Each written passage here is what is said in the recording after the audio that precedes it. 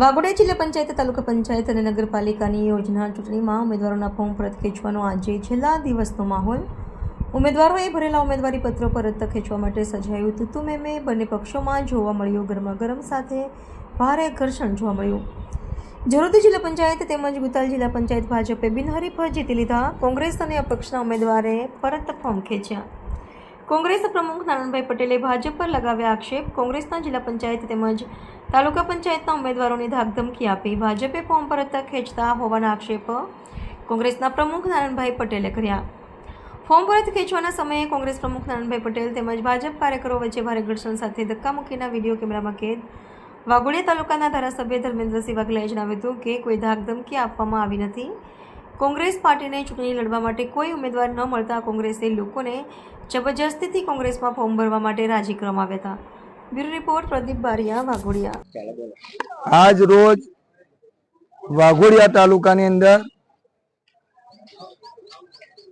ભાજપના જે ધારાસભ્યથી મળીને તમામ લોકોએ મારી સાથે, હું વાઘોડિયા તાલુકાના વાઘોડિયા કોંગ્રેસ પ્રમુખ તરીકે નારણભાઈ પટેલ મારું નામ છે, અને જે મારી પાર્ટી જોડે એટલી બધી ગદ્દારી કરી છે આ લોકોએ કે જે અમારા ઉમેદવારને રાતે ચેનથી ઊંઘવા નહીં દીધા. એમને લઈ ગયા છે.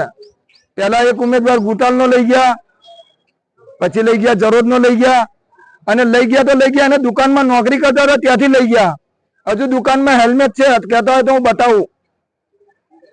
અને હેલ્મેટ મુકાવીને એને લઈ ગયા. ત્યાંથી લઈ ગયા પછી ધાક ધમકી આપવાની. ધાક ધમકીથી ના મળે પેલા પૈસાની વાત કરવાની, પૈસા ના લે તો ધાક ધમકી આપવાની. શું આ સંવિધાન આવું કે છે? બાબા સાહેબને કાલે ફુલારથી આપને સ્વાગત કર્યું, શ્રદ્ધાંજલિ અર્પણ કરી, તો બાબા સાહેબનું સંવિધાન એવું કે છે કે કોઈક દુકાનમાં નોકરી કરતો હોય નોકરને ઉચકી દેવાનો, અને ઉચકી જઈને ભાજપનો કોંગ્રેસમાંથી મેન્ડેટ આલેલો હોય છતાં એને એની જગ્યાએ ભાજપનો હાર પહેરાવવાનો. પણ એવું નહીં, કોંગ્રેસ વાળા માણસો ભાજપમાં જતા હોય તો આપણે નિષ્કાળજી હોય. નિષ્કાળજી કે અમે જોડે રાખ્યા છે એમને, અને પછી લઈ જાય. મેં કહું છું દુકાનમાં નોકરી કરે છે, ગરીબ માણસ છે, નોકરી ના કરે તો શું કરશે? એવા કેવા ઉમેદવારો કે રાતોરાત બદલાઈ જાય આટલો બધો વિશ્વાસ? રાતે ને અમે કોઈ પણ વસ્તુ હોય, ઉમેદવાર છે, ઉમેદવારને ખેલદિલીથી લડવા દે તો ખબર પડશે તમને કે ભાજપ આવશે કે કોંગ્રેસ આવશે કે અપક્ષ ઉમેદવાર આવશે. તમે અમે લડવા દો. જો તમારી અંદર તાકાત હોય તો અમે બધાને લડવા દો, એમ કહું છું. જો લડશે તો ખબર પડશે કે પ્રજાનો શું નિર્ણય છે. તમે ડાયરેક્ટ જ તમે જઈને એ કરી દેશો કે લઈ આને ખેંચી જઈને પૈસા આપીને ધક ધમકી આપીને ખેંચી જશો તો એનાથી શું થશે?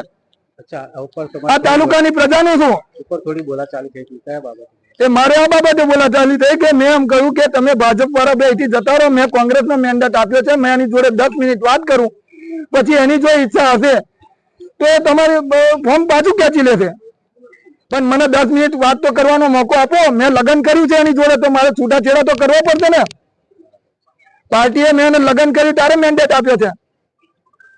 જો પતિ પત્ની કે કોઈ લઈને નાહી ગયો હોય એને જો પોલીસ 10-15 મિનિટ લગી બેહાડતો હોય અને વાતો કરાવતો હોય તો આ વાત ના કરી શકાય?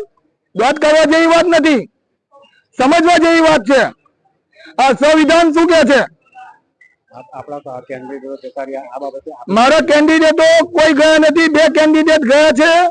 વત્તા મેં બીજી વાત કહું કે 2 કેન્ડિડેટો જોડે મારે ગઠબંધન હતું એટલા માટે, અને અમારે કુલ 17 સીટમાં મેં ફોર્મ ભર્યા હતા.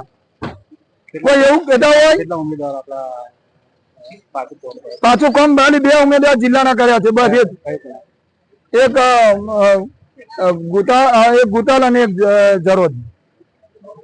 અને આવનાર સમય કહેશે તમને. બીજી હજુ જિલ્લા પંચાયતો તાલુકા પંચાયતો બાકી છે, એનું રિઝલ્ટ કહેશે તમને. હે, હું વાઘોડિયા તાલુકા કોંગ્રેસ પ્રમુખ છું, નારણભાઈ પટેલ મારું નામ છે. બિલકુલ પાયા વિહોણા આક્ષેપો છે. કોંગ્રેસને કોઈ ઉમેદવાર મળતા નતા. જબરજસ્તીથી લોકોને લોભ લાલચ આપીને ઉમેદવારો બનાવવાનો પ્રયત્ન કોંગ્રેસે કર્યો હતો. એમાં કોંગ્રેસ બિલકુલ નિષ્ફળ જઈ છે. અમારા દેશના યશસ્વી વડાપ્રધાન અને ગુજરાતના પનોતા પુત્ર નરેન્દ્ર મોદી સાહેબ અને અમિતભાઈ શાહ સાહેબની જે કામગીરી છે એ 370 રામ મંદિર, યુસીસી ઘણા બધા એવા નિર્ણયો લીધા છે કે જેનાથી તમામ મતદાર, તમામ લોકો ખુશ હોય. એમને કોંગ્રેસમાંથી લડવું જ નતું, એમને જબરદસ્તીથી લડાવવામાં આવ્યા હતા. એ પોતે પણ જે ઉમેદવાર છે એ ભાજપની માનસિકતા ધરાવતા વાળા વ્યક્તિઓ છે, ભાજપની વિચારધારા ધરાવે છે. જબરજસ્તીથી એ લોકો ઉપાડીને ફોર્મ ભરી ગયા હતા. એમને પોતાની એમની ગેરસમજ સમજાણી એટલે એમને પોતે નિર્ણય લીધો કે મારે કોંગ્રેસમાંથી ઉમેદવારી નથી કરવી, મારે મારા ગામનો વિકાસ કરવો છે. એટલે એમને પોતે સ્વેચ્છાએ ફોર્મ ખેંચ્યું છે. એમને અહીંયા જબરજસ્તીથી ઉઠાવવાનો પ્રયત્ન કરવા માટે કોંગ્રેસના લોકો આવ્યા હતા. તો અમારા ભારતીય જનતા પાર્ટીના કાર્યકર, પૂર્વ જિલ્લા પંચાયત સદસ્ય રાજુભાઈ, પૂર્વ તાલુકા પંચાયત અને જિલ્લા સંગઠનના પ્રમુખ ભાઈ શ્રી સુરેશભાઈ અને ખૂબ મોટી સંખ્યામાં ભારતીય જનતા પાર્ટીના કાર્યકર્તાઓ અહીંયા પહોંચી ગયા હતા. મને પણ ફોન આવી ગયો એટલે હું પણ અહીંયા આવ્યો. ત્યારે નારાયણભાઈ કરીને જે કોંગ્રેસના પ્રમુખ છે એ પોતે અંદર ધસી જઈને જે ઉમેદવાર ફોર્મ પાછું ખેંચે છે એને ખેંચી લાવવાનો પ્રયત્ન કરતા હોય એટલે કાર્યકર્તાઓએ વચ્ચે પડીને કીધું કે ભાઈ એમની સ્વેચ્છાએ કરે છે, તમે કરવા દો. આમાં કોઈ જબરજસ્તી નથી. ઉમેદવારનું પણ તમે અત્યારે ઇન્ટરવ્યુ લીધું, ઉમેદવારે પણ કીધું છે કે હું મારી રાજી ખુશીથી આ મારું ફોર્મ પરત ખેંચું છું. એટલે આ પાયાવીણો આક્ષેપ છે. જે લોકો હારી ગયા છે, ઇલેક્શન થતા પહેલા જ તમામ સીટો એમની ગઈ છે. ઘણી બધી જિલ્લા પંચાયતો બિનહરીફ થઈ છે, ઘણી બધી તાલુકા પંચાયતો બિનહરીફ થઈ છે. આખા ગુજરાતની અંદર આ સ્થિતિ હોય ત્યારે આ હતાશાનામાં આવી ગયેલા લોકો ગમે તેવા સ્ટેટમેન્ટો મીડિયાની સામે આપતા હોય છે. આવું બાકી કઈ છે નહીં. આ ધંધો રાજુભાઈ દાડી ખોટો કરી રહ્યા છો તમે. તમારા ચાલો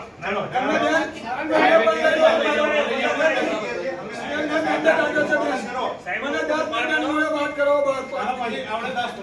ના મારે એવું નહીં ચાલે. મેં મેન્ડેટ આલ્યો છે કોંગ્રેસને, એમને નથી આવ્યો. તમે મેન્ડેટ નથી આલ્યો. ખરેખર બેન અમને ભાજપ વાળા કાર્યકરોને ગાળો બાર. હા તમારે જો બેસીએ અમે બધા બેસીએ આપણે બધા એક કામ કરવા છે. તમારે જો રાજુભાઈ મેં તમને કહ્યું છે કે મારો કોંગ્રેસના પાર્ટીનો ઉમેદવાર છે. તમારી વાત સાચી છે.